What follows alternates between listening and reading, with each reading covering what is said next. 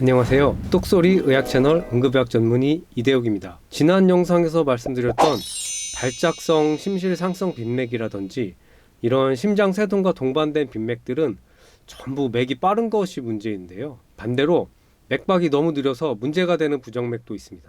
보통 응급실로 오시는 경우는 연세가 많으신 할머님, 할아버님들이 이제 이런 경우가 많은데요. 우리가 정상 맥박수는 보통 7, 80회 정도로 보죠. 60회 이하는 서맥이라고 합니다. 어르신들은 어지럽고 기운이 없다고 하셔서 응급실로 오시는 경우가 아주 흔한데요. 보통 나이 많으신 어르신들이 정신이 또렷하고 팔다리에 기운이 넘치고 할 수도 있지만 보통 안 그런 경우가 많기 때문에 이게 연세가 드셔갖고 이렇게 기운이 없는 건지 아니면 실제로 무슨 병이 생겨서 그런 건지 참 고민하게 됩니다. 이런 분들은 보통 만성질환인 혈압, 당뇨, 고지혈증은 기본적으로 깔고 있고요. 신부전, 심부전, 만성 폐질환, 뇌경색 등을 옵션으로 가지시는 분들도 많기 때문에 더 고민하게 됩니다. 보통 입맛이 없으셔서 식사를 잘 못하시고 그래서 기운이 없고 어지럽고 숨이 답답하고 손발이 찬 증세가 보통 있기 마련입니다. 하지만 간혹가다 이런 환자분들 중에서 맥박수를 재보면 막 30회, 40회로 떨어져 있는 경우가 있습니다. 우리가 보통 정상 맥박을 7, 80회 정도로 생각하니까 이렇게 심박동수가 많이 떨어져 있으면 이것은 서맥 때문에 그렇다라고 말할 수가 있겠죠. 서맥의 종류에도 여러 가지가 있지만 보통 큰 문제가 없는 경우도 있습니다. 예를 들면 우리가 흔히 알고 있는 스포츠 심장이라고 하죠. 마라톤이나 이런 운동을 많이 하신 분들은 맥박수가 안정시에 50회에서 60회 정도로 막 떨어져 있는 경우가 있는데요. 이것은 평소에 운동을 많이 해서 심장이 이에 적응한 것입니다. 심박 출량이 넉넉하기 때문에 맥박수가 느려도 혈압이 잘 유지가 되는 것으로 특별히 큰 문제가 없습니다. 운동 많이 하신 분들은 본인이 서맥이 있는 것을 약간 자랑스럽게 말씀하시기도 합니다. 또는 스포츠 심장은 아닌데 연세 드신 할머님, 할아버님들이 평소 맥박이 좀 느린 서맥을 그냥 유지하시면서 사시는 경우도 있습니다. 젊은 사람들처럼 액티브하게 활동하지 않고 조용히 천천히 지내시기 때문에 맥이 조금 느려도 평화롭게 그냥 일상을 유지하시는 경우도 종종 있습니다. 이러한 경우는 특별히 응급처치로 맥박수를 막 급하게 올려야 된다든가 이러진 않는데요. 기타 다른 원인에 의해서 맥박수가 갑자기 떨어지는 것, 그리고 그 결과로 혈압이 떨어진다든지 이런 증세가 생긴다면 이것은 문제가 있습니다. 환자는 갑자기 어지럽다던가 특별히 몸에 기운이 없다던가 하는 증세를 호소하게 됩니다. 갑작스레 서맥이 생기는 이런 이유로서는 흉통을 동반한다면 심근경색 같은 무서운 질환도 원인이 될 수 있습니다. 맥박수는 보통 심장의 동반결절에서 나오는 신호로 그 수가 조절되게 되는데요. 이 동반결절에 혈액을 공급하는 심장혈관이 막히는 경우 흉통을 동반한 갑작스런 서맥과 저혈압 등이 생기게 됩니다. 또한 드시는 약물이 있다면 약물 등도 원인이 될 수가 있습니다.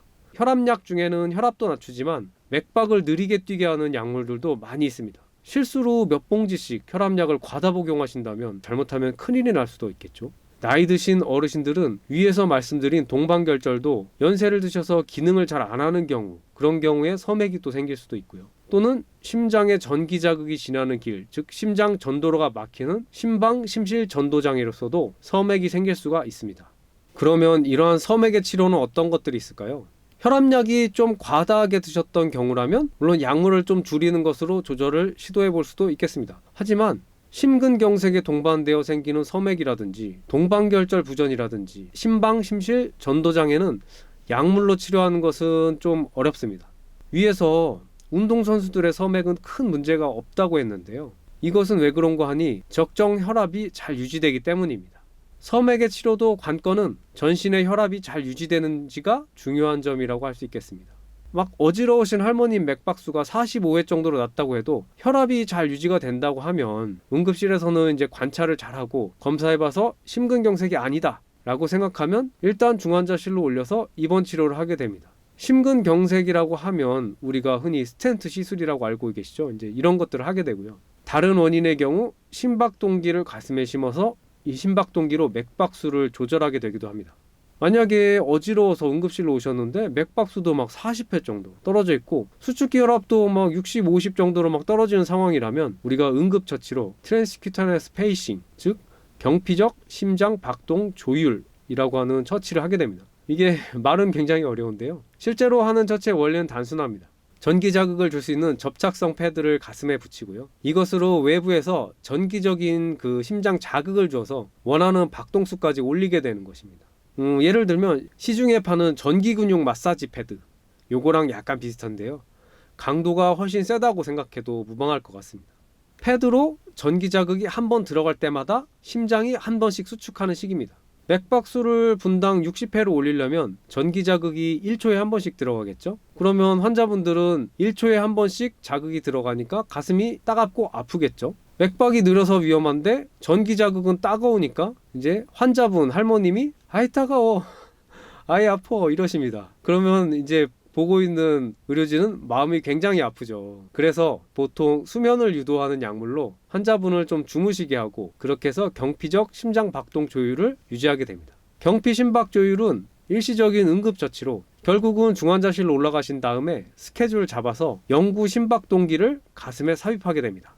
오늘은 어찌 보면 무서울 수도 있는 섬액에 관해서 말씀을 드렸는데요. 중환자가 맥박이 30-40회로 늘어지기 시작한다면 보통 조금 있으면 어레스트가 발생한다는 의미인 경우가 많아서 참 긴장하게 됩니다. 이전 영상에서 말씀드렸던 빈맥의 경우에도 맥박이 너무 높으면서 혈압이 떨어진다든지 하면 또 많이 걱정되게 됩니다.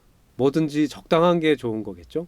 여러분도 내 맥박수를 평소에 자주 체크해 보시고 정상치를 종종 벗어난다 하면 그러면 개인 병원 내과나 아니면 큰 병원의 심장내과 외래를 한번 오셔서 심전도 등 검사를 받아보시는 게 좋지 않을까 그렇게 생각합니다. 오늘 말씀은 여기까지 드리고요. 다음 영상에서 또 뵙겠습니다. 감사합니다.